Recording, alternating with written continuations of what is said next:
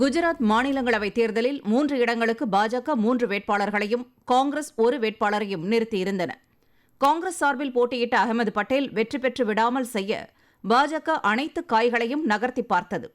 காங்கிரஸ் கட்சியின் 6 எம்எல்ஏக்கள் பதவி விலகியதை அடுத்து உஷாரான காங்கிரஸ் தலைமை தனது 44 எம்எல்ஏக்களையும் பாதுகாப்பாக கர்நாடக மாநிலம் பெங்களூரை அடுத்த சொகுசு விடுதியில் தங்க வைத்தது. 10 நாட்களுக்கு பின் தேர்தலில் வாக்களிக்க 44 காங்கிரஸ் எம்எல்ஏக்களும் பாதுகாப்பாக அகமதாபாத் அழைத்து வரப்பட்டனர். வாக்குப்பதிவு நடைபெற்ற பின் நேற்று மாலை வாக்கு எண்ணிக்கை தொடங்க இருந்த நிலையில் பாஜகவுக்கு வாக்களித்த 2 காங்கிரஸ் அதிருப்தி எம்எல்ஏக்களின் வாக்கு செல்லாது என்று தேர்தல் ஆணையம் நள்ளிரவில் அறிவித்தது.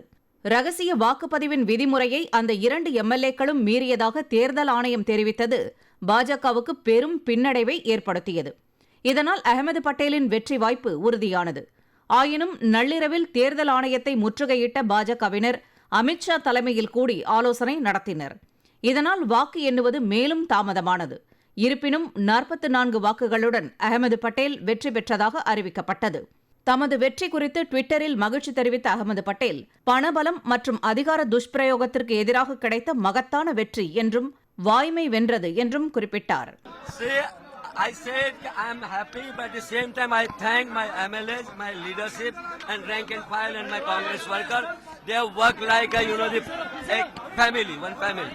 மாநிலங்களவை உறுப்பினராக தேர்வு பெற்ற அகமது பட்டேலுக்கு கட்சியின் மூத்த தலைவர்கள் பலரும் பாராட்டு தெரிவித்தனர். காங்கிரஸ் தொண்டர்கள் இந்த வெற்றியை பட்டாசுகள் வெடித்து கொண்டாடினர்.